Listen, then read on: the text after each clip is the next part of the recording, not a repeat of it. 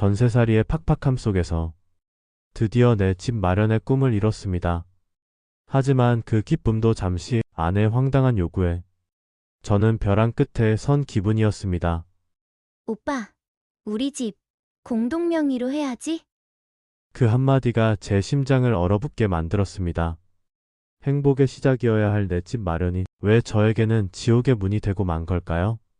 하지만 그 갈등은 오히려 저희 부부를 더 단단하게 만들었습니다. 결혼 3년 차 김민준입니다.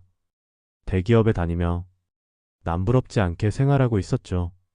아내 지혜는 아담한 키에 오목조목한 이목구비, 늘 밝게 웃는 얼굴이 매력적인 여성이었습니다. 첫 만남부터 서로에게 강하게 이끌렸고 연애 1년 만에 결혼에 골인했습니다. 양가 부모님의 전폭적인 지지 속에 시작된 결혼 생활은 더할 나위 없이 행복했습니다. 신혼집은 전세였습니다. 언젠가는 우리 힘으로 내 집을 마련하리라는 꿈을 꾸며 지혜와 저는 매달 빠듯하게 저축했습니다. 저는 야근을 밥 먹듯이 했고 주말에도 부족한 잠을 쪼개 자기 개발에 매달렸습니다. 지혜 역시 허투루 돈을 쓰는 법이 없었습니다. 명품 가방 하나 사지 않고 옷 한 벌 살 때도 몇 번을 망설였습니다. 그렇게 3년이 흘렀습니다. 통장 잔고는 조금씩 불어났고 저희는 이제 슬슬 내 집 마련을 준비해도 되겠다는 확신이 들었습니다. 밤마다 잠들기 전 지혜와 저는 인터넷으로 부동산 매물을 뒤적이며 행복한 미래를 그렸습니다. 여기는 여기랑 가깝고 저기는 학군이 좋네. 이 아파트는 리모델링하면 정말 예쁘겠다. 꿈에 그리던 우리 집을 상상하는 것만으로도 힘든 일상이 위로가 되곤 했습니다. 그러던 어느 날 우연히 보게 된 청약 공고가 제 눈을 사로잡았습니다. 제가 늘 살고 싶었던 지역에 신축 아파트가 분양된다는 소식이었습니다. 위치도 좋고 가격도 저희가 모아둔 돈으로 충분히 감당할 수 있는 수준이었습니다. 저는 당장 지혜에게 달려가 이 소식을 전했습니다. 지혜도 눈을 반짝이며 기뻐했습니다. 우리는 밤새도록 그 아파트에 대한 정보를 찾아봤고 다음날 아침 일찍 모델하우스를 찾아갔습니다. 모델하우스 안을 둘러보는 내내 지혜의 얼굴에는 미소가 떠나지 않았습니다. 마치 이미 우리 집이 된 것처럼 거실 소파는 어디에 둘지, 침실은 어떤 분위기로 꾸밀지 제잘거렸습니다. 그런 지혜의 모습에 저 역시 가슴이 벅차올랐습니다. 그래, 이거야. 드디어 우리도 우리 집을 갖게 되는구나. 저는 그 아파트에 청약을 넣었고 얼마 후 당첨이라는 기쁜 소식을 듣게 되었습니다. 하늘로 솟아오를 듯 기뻤습니다. 지혜와 저는 얼싸안고 뛸 듯이 기뻐했습니다. 그동안의 고생이 주마등처럼 스쳐 지나갔습니다. 이제 곧 전세살이의 서름은 끝이고 우리만의 보금자리에서 행복하게 살 수 있다는 생각에 잠시 현실을 잊을 정도였습니다. 잔금을 치르기 위해 은행 대출을 알아보러 가는 길, 지혜는 연신 제 팔짱을 끼며 싱글벙글 웃었습니다. 은행에 도착해서 서류를 작성하는데 지혜가 갑자기 제 어깨를 툭 치며 말했습니다. 오빠, 그런데 이거 명의는 어떻게 되는 거야?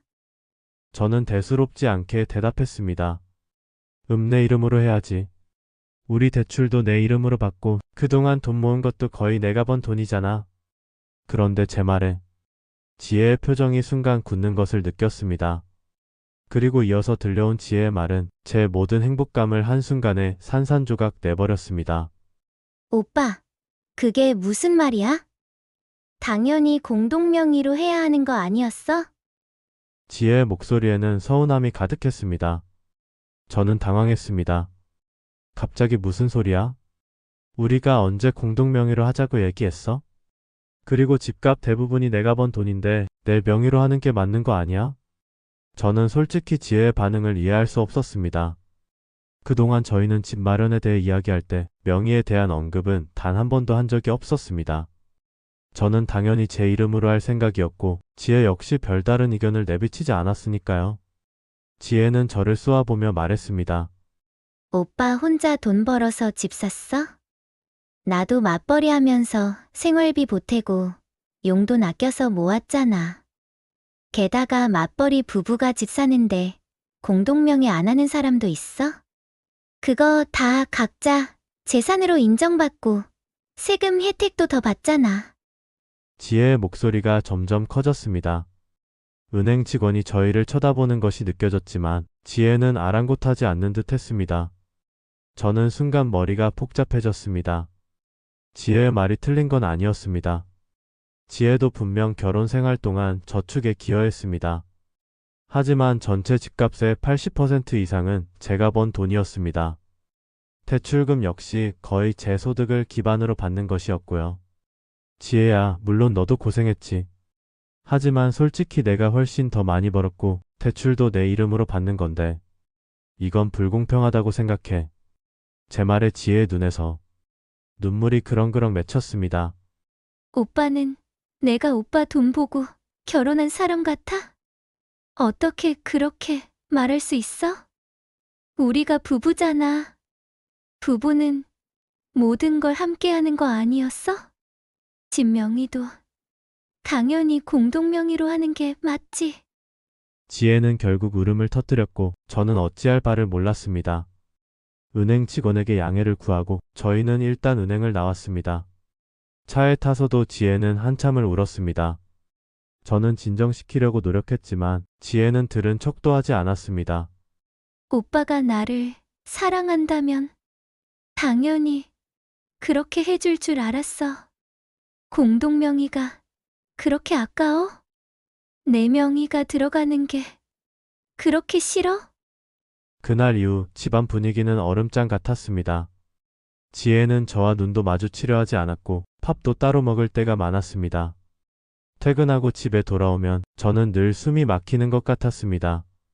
마치 제가 큰 잘못이라도 저지른 죄인 같았습니다. 지혜야, 우리 진지하게 이야기 좀 하자. 공동명예 말고 다른 방법은 없을까? 예를 들어 너도 기여한 만큼 나중에 집 팔 때 그 부분은 인정해준다든지. 제가 조심스럽게 말을 꺼내자 지혜는 싸늘하게 대답했습니다. 필요 없어. 무조건 공동명의 아니면 아무 의미 없어. 오빠가 그렇게 나를 못 믿는다는 건데. 그럼 이 결혼 계속하는 게 무슨 의미가 있어? 지혜의 입에서 이혼이라는 단어가 튀어나오자 내 집 마련의 기쁨은커녕 이 결혼 자체가 위태로워지는 상황이었습니다. 저는 답답한 마음에 친구들과 술잔을 기울였습니다. 친구들은 대부분 제 편을 들어주었습니다. 야, 내 돈으로 내가 산 집인데 왜 공동명의를 해줘? 결혼하면 무조건 공동명의 해줘야 하는 법이라도 있냐? 나중에 혹시라도 문제 생기면 골치 아파진다. 친구들의 위로에 저는 조금 안심했지만 한편으로는 마음 한구석이 불편했습니다. 내가 너무 이기적인 건가? 부부라면 정말 모든 것을 함께 나눠야 하는 걸까? 복잡한 생각에 잠을 이룰 수 없었습니다. 며칠 후 저는 어렵게 부모님께 이 상황을 말씀드렸습니다. 부모님은 제 이야기를 듣고 한숨을 쉬셨습니다. 아니, 집값 대부분을 민준이가 냈는데 공동명의라니 그건 좀 심하지 않니? 재산은 명확히 해두는 게 맞아. 나중에 불미스러운 일이 생길 수도 있고 집값 오르면 또 어떻게 될지 누가 아니? 부모님 역시 제 편을 들어주셨지만 동시에 지혜의 마음을 헤아려 주라는 조언도 잊지 않으셨습니다. 그래도 지혜가 공동명의를 원하는 이유가 있을 거야. 단순한 욕심이 아닐 수도 있으니 대화로 잘 풀어보렴. 저는 부모님의 조언대로 지혜와 다시 대화를 시도했습니다. 지혜야, 내가 공동명의를 원하는 이유가 정확히 뭐야? 세금 문제라면 다른 방법도 있고 내가 너를 못 믿는 게 아니라는 걸 알아줬으면 좋겠어. 지혜는 한참을 망설이다가 조용히 입을 열었습니다. 오빠, 나는 나중에 오빠 부모님께서 혹시라도 아파트에 대한 권리를 주장하실까봐 불안해. 그리고 만약 우리 사이에 무슨 일이 생기면 나는 아무것도 없이 쫓겨나야 할까봐 무서워. 공동명의가 아니면 나는 이 집에 대한 어떤 권리도 없는 거잖아. 지혜의 말에 저는 충격을 받았습니다. 지혜가 이렇게까지 불안해하고 있었다는 것을 전혀 알지 못했습니다. 동시에 우리 사이에 무슨 일? 이라는 말에 서운함이 밀려왔습니다. 아직 일어나지도 않은 일을 가지고 그렇게까지 생각하는 지혜가 이해되지 않았습니다. 지혜의 불안감은 생각보다 깊었고 이는 단순한 욕심이 아니라 저와 함께 일궈온 삶에 대한 정당한 권리를 찾고 싶다는 마음에서 비롯된 것임을 깨달았습니다. 며칠 후 저는 깊은 고민 끝에 결심했습니다. 지혜의 불안감을 해소하고 저희가 함께 이룬 보금자리를 온전히 공유하는 것이 진정한 부부의 모습이라는 생각이 들었습니다. 비록 제가 더 많은 자본을 투자했지만 결혼 생활 내내 지혜 역시 자신의 자리에서 최선을 다해 기여했습니다. 맞벌이를 하며 생활비를 분담했고 저축에 보탰으며 무엇보다 제가 밖에서 힘들게 일할 때 묵묵히 저를 지지해 주었습니다. 단순히 돈으로만 따질 수 없는 아내의 헌신과 노력이 이 집을 마련하는 데 큰 힘이 되었다는 것을 인정해야 했습니다. 저는 다시 지혜에게 대화를 요청했습니다. 지혜야, 내가 곰곰이 생각해봤어. 내가 왜 공동명의를 원하는지, 내 불안감이 뭔지 이제는 정말 알 것 같아. 그리고 내가 너무 내 입장만 생각했던 것 같아 미안해. 지혜는 아무 말 없이 저를 바라봤습니다. 저는 침착하게 제 생각을 이야기했습니다. 그래, 맞아. 내 말이 옳아. 우리 부부잖아. 이 집은 비록 내가 더 많이 투자해서 마련한 것이지만 너도 함께 노력하고 희생해서 만든 우리 집이 맞아. 내가 불안해하는 것도 당연한 일이고. 그러니까 우리 이 집 공동 명의로 하자. 우리 함께 이 집의 주인이 되는 게 맞아. 제 말에 지혜의 눈이 휘둥그레졌습니다. 지혜의 눈에는 놀라움과 함께 따뜻한 감정이 차오르는 것이 느껴졌습니다. 잠시 침묵이 흘렀고 저는 초조하게 지혜의 반응을 기다렸습니다. 마침내 지혜가 입을 열었습니다. 오빠, 정말이야? 그렇게 해줄 거야? 지혜의 목소리는 떨렸고 눈에서는 이내 눈물이 왈칵 쏟아져 내렸습니다. 이번에는 서운함이나 분노의 눈물이 아닌 안도와 고마움 그리고 미안함이 뒤섞인 눈물이었습니다. 응, 정말이야. 우리가 부부인데 당연히 그래야지.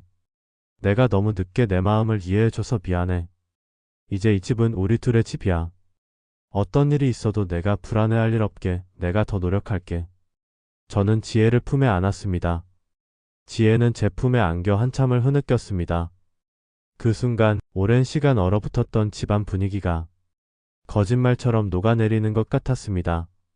우리는 곧바로 은행에 연락하여 공동명의 절차를 진행했습니다. 모든 서류 절차가 끝나고 등기부등본에 나란히 적힌 저와 지혜의 이름을 보았을 때 말로 표현할 수 없는 벅찬 감동이 밀려왔습니다. 단순히 명의를 바꾼 것이 아니었습니다. 저희는 이 과정을 통해 서로에 대한 신뢰를 더욱 굳건히 하고 진정한 동반자로서의 의미를 되새길 수 있었습니다. 집은 제 명의로 등기되었을 때보다 훨씬 더 단단하고 따뜻한 보금자리가 되어 있었습니다. 내 집 마련의 진정한 의미는 단순히 소유가 아닌 그 안에서 함께 만들어갈 행복한 추억과 단단한 신뢰라는 것을 깨달았습니다. 여러분이라면 내 집 마련 앞에서 어떤 선택을 하셨을까요?